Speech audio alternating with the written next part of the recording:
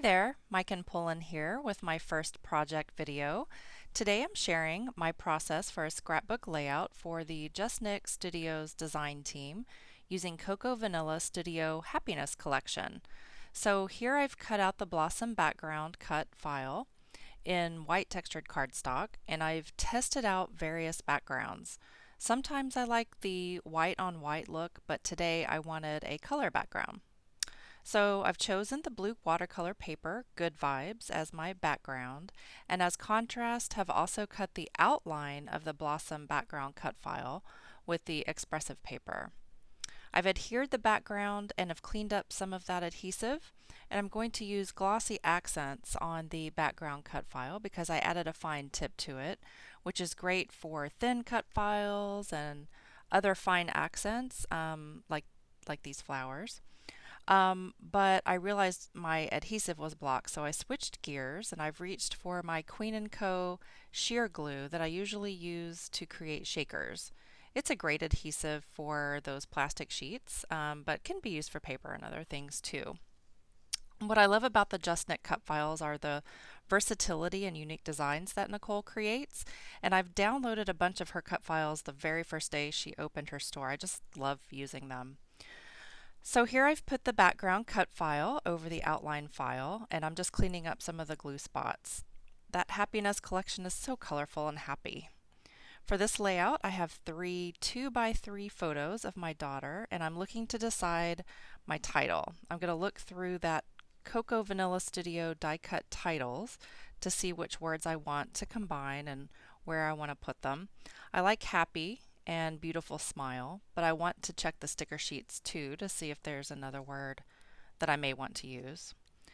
From the same sheet of expressive that I cut the background outline from, I also cut 5 flowers from the basic blossom cut file set because I know it will add great dimension.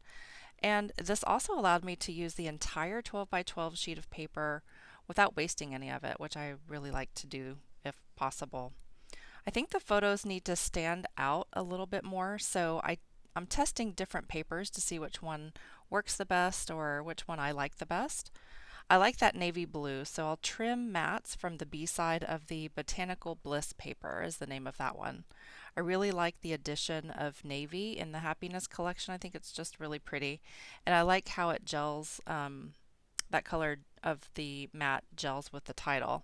I realize the navy paper is a little hard to see on my craft mat because it's black, so I'll move that out of the way to make sure that my photos are put on there straight. Sometimes you just have to move things around and see if inspiration strikes with something. I love those cut blossoms with the different looks because of that patterned paper. And I'm just moving them around here to see what looks good, to see if I can find some better contrast in between some of those papers and the flowers that are underneath them. But what's next? So I'm pulling out some buttons. I always feel like buttons make a great addition to flowers, and I've grown quite the collection of buttons over the years. I've inadvertently hoarded them. I didn't mean to, but just have many different manufacturer buttons and many even left over from my close to my heart consultant days. So I've sorted them by color in my little bins, and I've pulled out the blue, the pink, and the yellow, and just gone through and chosen some different size buttons. And I'm even finding some flower-shaped buttons, which will add to the floral look of the layout. I also am trying to figure out if I want to sew on my layout, and I'm still trying to decide that, but while I'm trying to figure that out, I decide to go ahead and sew a circle in the middle of one of my blossoms, which I think looks good in the center. So I go ahead and I'm sewing on a second one. But I like to keep it, I didn't want to sew a circle in all of the flowers, I just wanted a couple of them. I like to use glue dots or zots in this case to adhere buttons and other embellishments to layouts because they're quick to put on. They're easy to use and they're very strong.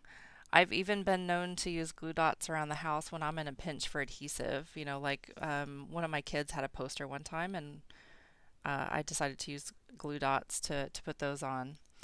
And I'd like my photos to have dimension on this layout, so I'll use 3D foam squares by Scrapbook Adhesives by 3L. They're very user-friendly. And then to keep the photos straight, I'll use my T ruler. It's super easy to line up the edge with the layout edge and then just put the photos on perfectly. Um, and sometimes, one of the edges will sneak under the T ruler and you just have to go back and straighten it, which is what I've done here. So now that I have the buttons adhered, I'll stick the flowers onto my layout. Um, and just playing around again with that. Oops, I've missed a button. So I'm going to go back and put that on.